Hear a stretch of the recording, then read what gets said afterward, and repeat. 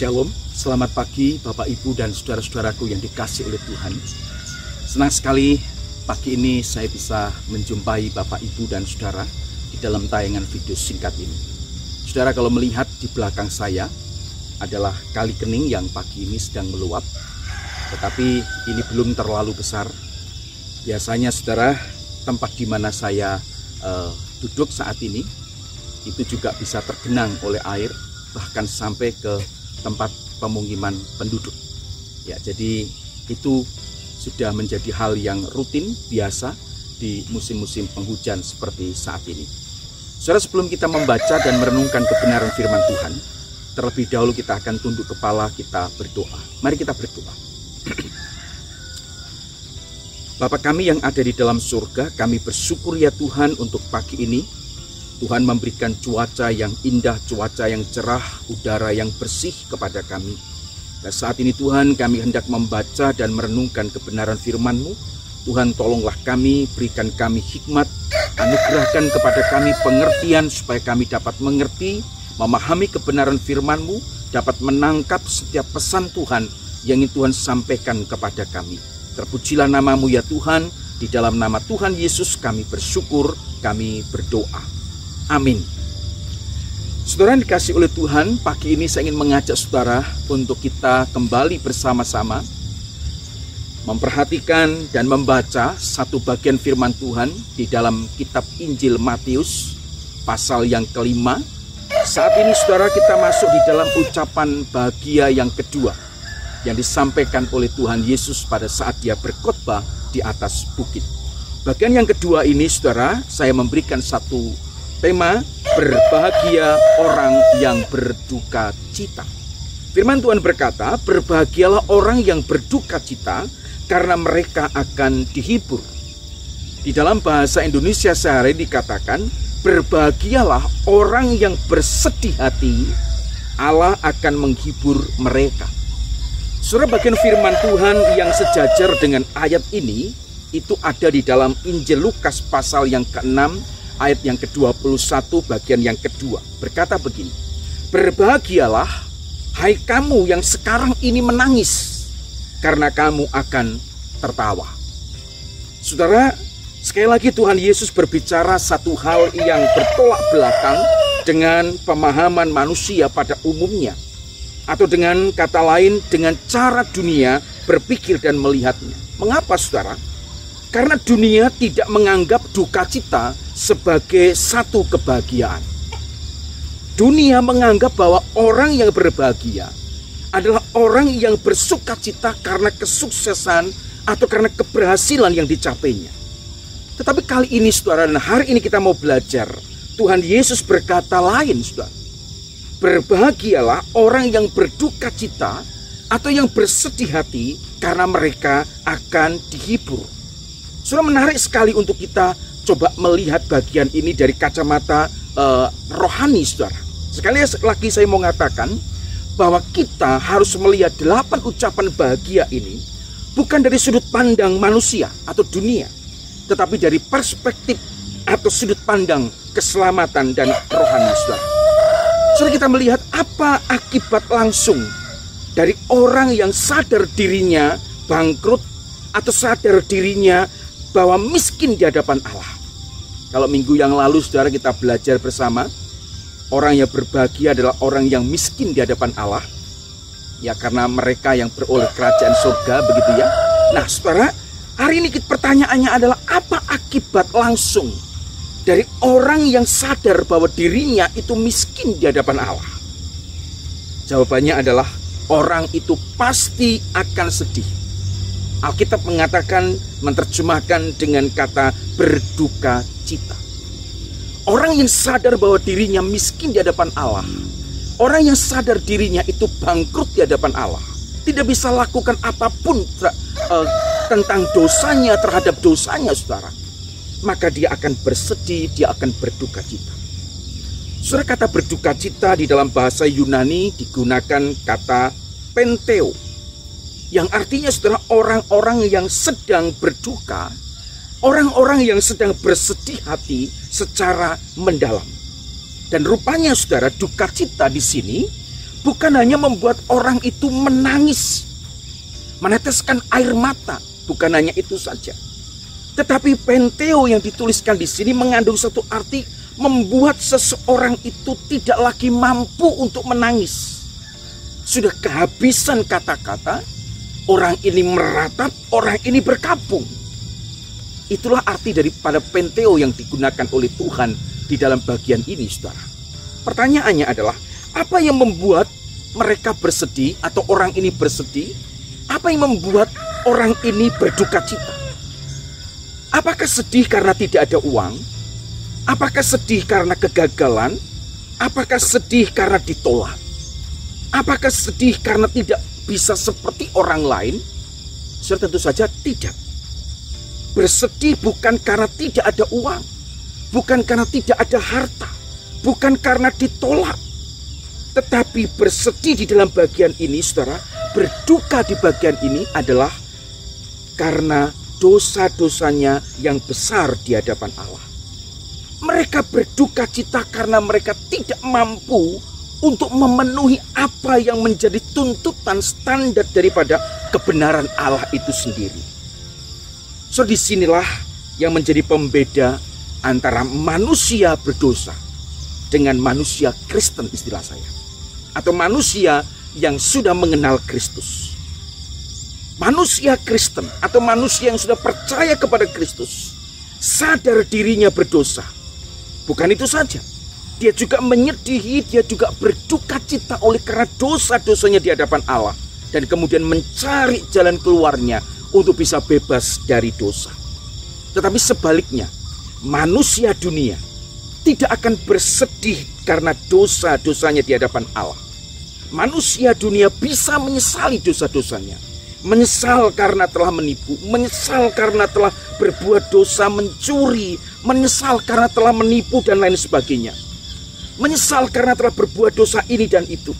Mereka berdosa, tetapi mereka tidak akan merasa berdosa kepada Allah. Saudara, apa yang membuktikan bahwa manusia tidak merasa dirinya berdosa kepada Allah? Apa yang menjadi tolak ukur daripada seseorang itu tidak merasa berdosa kepada Allah? Tetap mengulangi dosa yang sama. Itulah tolak ukurnya.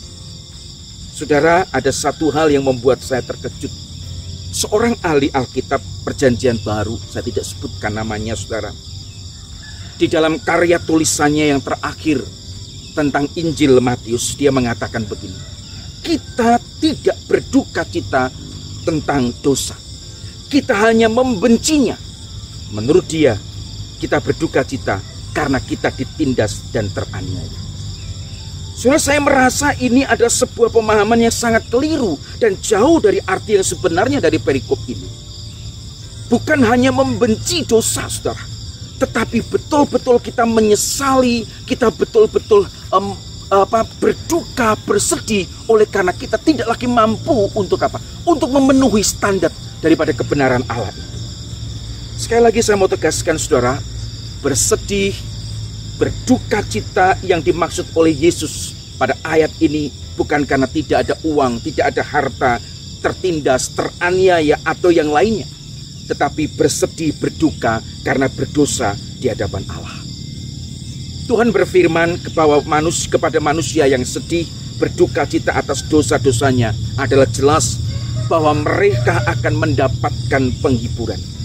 Mereka akan dihibur karena mereka akan memperoleh pengampunan dan anugerah keselamatan. Saudara dikasih oleh Tuhan, sangat menarik jikalau kemudian bagian ini kita hubungkan dengan apa yang ditulis di dalam kitab Perjanjian Lama, di dalam kitab Yeremia pasal 31 ayat 13 pada bagian yang kedua, yang berkata begini: aku akan mengubah perkabungan mereka menjadi kegirangan, akan menghibur mereka dan menyukakan mereka sesudah kedukaan mereka. Saudara, jikalau kita melihat konteks daripada ayat ini, saudara, kita akan menemukan bahwa ayat ini berhubungan dengan keselamatan bangsa Yahudi atau berhubungan dengan keselamatan bangsa Israel. Dan kemudian kalau kita kaitkan lagi dalam Injil, dalam kitab Mazmur, saudara, Mazmur 30 ayat 12 sampai dengan ayat yang ke-13, juga menulis sesuatu yang hampir serupa. Dia mengatakan begini, aku yang meratap telah kau ubah menjadi orang yang menari-nari. Kain kabungku telah kau buka, pinggangku kau ikat dengan sukacita, supaya jiwaku menyanyikan mazmur bagimu, dan jangan berdiam diri, Tuhan Allahku, untuk selama-lamanya aku mau menyanyikan syukur bagimu. Di sini pemazmur menyaksikan bahwa Allah telah mengubah kesedihannya, kedukacitaannya, ratapannya menjadi tarian, menjadi kegirangan karena sukacita. Saudara, bila kita memperlihatkan bagian ini, saudara, maka kita kemudian dapat melihat dan kemudian menyimpulkan bahwa penghiburan yang dimaksud berhubungan erat sekali dengan keselamatan. Firman Tuhan berkata, saudara, berbahagialah orang yang berduka cita karena mereka akan dihibur. Orang yang sadar bahwa dirinya berdosa, orang yang sadar dirinya miskin, sudah bokek di hadapan Allah, tidak bisa lagi berbuat apa-apa, tidak bisa lakukan apapun terhadap dosa-dosanya, menyelesaikan dosa-dosanya. Dan kemudian orang ini mau datang kepada Yesus, berduka, bersedih karena telah berdosa kepada Allah. Mereka adalah orang yang berbahagia dan akan dihibur. Penghiburan itu adalah jaminan pengampunan dosa dan keselamatan. Saudaraku yang dikasihi oleh Tuhan, kita harus sadar bahwa kita adalah orang berdosa. Kita tidak bisa berbuat apa-apa untuk menyelesaikan dosa kita. Kita berduka cita karena dosa, bukan hanya benci kepada dosa. Kita mau datang kepada Tuhan Yesus. Dan itulah yang membuat kita kemudian sesuai dengan firman Tuhan pagi ini, kita akan mendapatkan penghiburan, keselamatan yang dari Allah. Berbahagialah orang yang berduka cita, karena mereka akan dihibur. Berbahagialah orang yang bersedih hati, karena Allah akan menghibur mereka.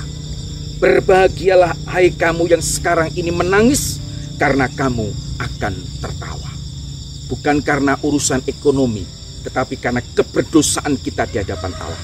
Ketika kita berduka karena dosa-dosa kita, maka Tuhan akan mengampuni dosa-dosa kita, dan Dia akan memberikan penghiburan, yaitu pengampunan dan anugerah keselamatan kepada kita. Tuhan Yesus memberkati. Mari kita berdoa. Bapa kami yang ada di dalam surga, kami bersyukur ya Tuhan, oleh karena anugerah Tuhan, pagi ini kami boleh memiliki kesempatan untuk membaca dan merenungkan kebenaran firman-Mu.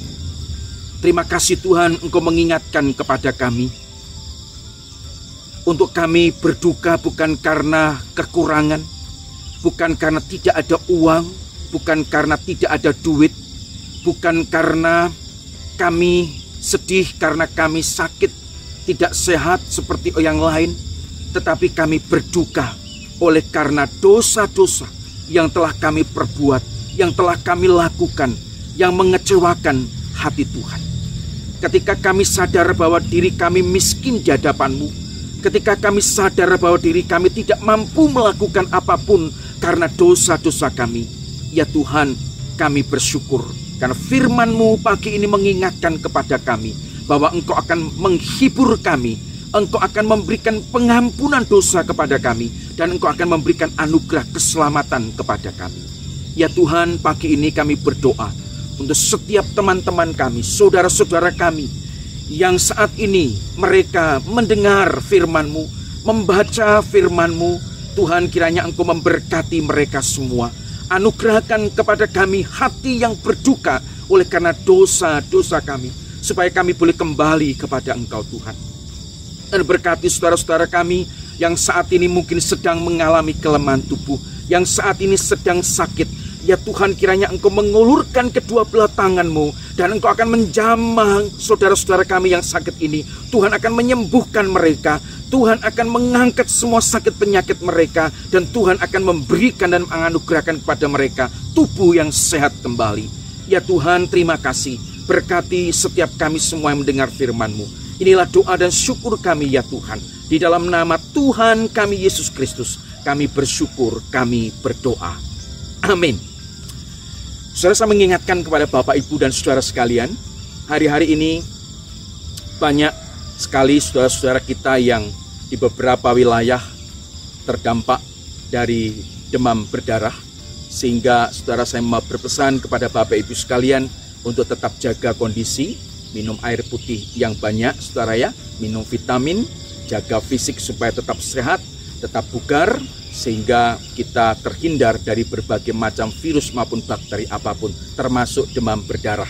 Terima kasih, Tuhan Yesus memberkati, selamat beraktivitas. Amin.